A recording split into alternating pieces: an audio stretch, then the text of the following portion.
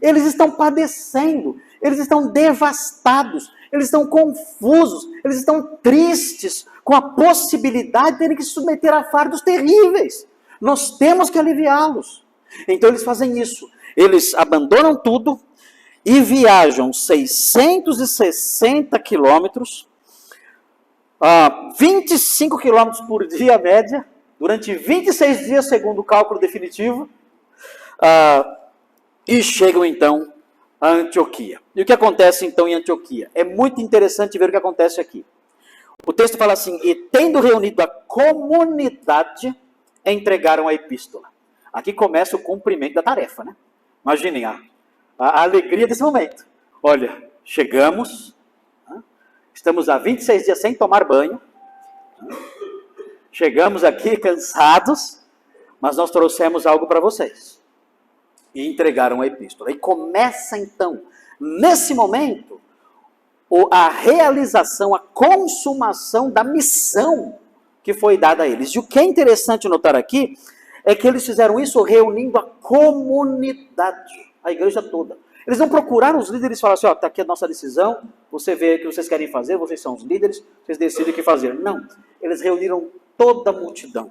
E é muito interessante, a palavra que aparece aqui é multidão, ou seja, o povo todo, todos os crentes, vieram em algum lugar, não sabemos onde eles se reuniam, certamente não deve ter sido numa casa. Se fosse numa casa, deveria ser uma casa grande, a casa de alguém rico, ou algum outro lugar, não sabemos, o texto não explica, mas reuniram toda a igreja. Isso aqui mostra a importância dessa dinâmica de toda a igreja reunida. Muita gente fala: não, a igreja tem que ser células. Ok, faça células lá. Mas o Novo Testamento não mostra esse modelo. O Novo Testamento mostra a igreja toda reunida num só lugar. Como eles faziam? Não sabemos. Reuniam nas casas. Mas muitas vezes no livro de Atos, nós encontramos a igreja toda reunida no mesmo lugar. O apóstolo Paulo fala aos Coríntios: quando todos vocês se reúnem no mesmo lugar, não é a ceia do Senhor que vocês praticam. Ele fala isso.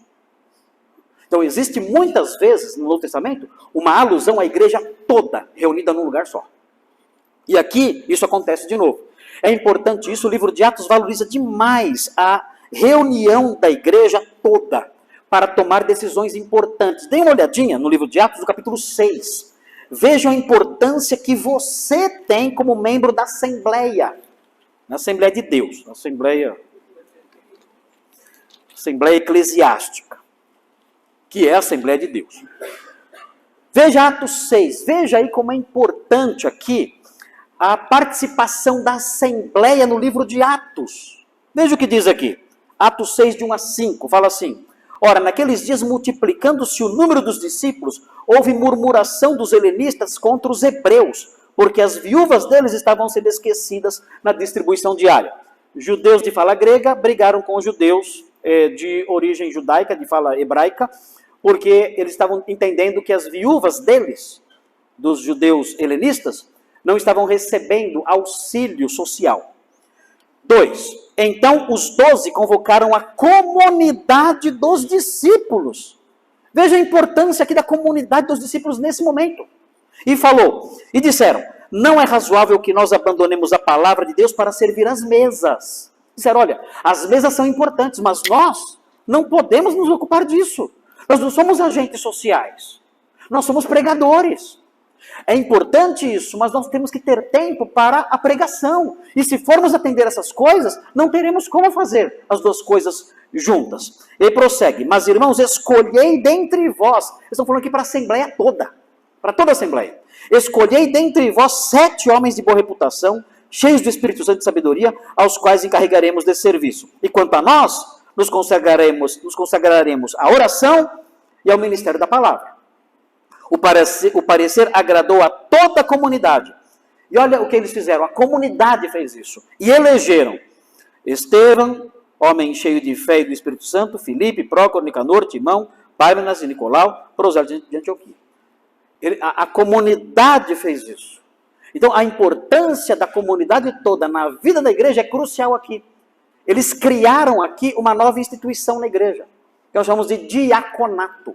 Essa instituição que a comunidade criou, não foram os apóstolos Os apóstolos sugeriram isso e a comunidade então criou esse grupo. Essa instituição, ela cresceu ao longo da história da igreja, alcançando posições de liderança. Quando você chega em Filipenses, 32 anos depois, você chega ali, o apóstolo Paulo se refere à liderança da igreja como pastores e diáconos.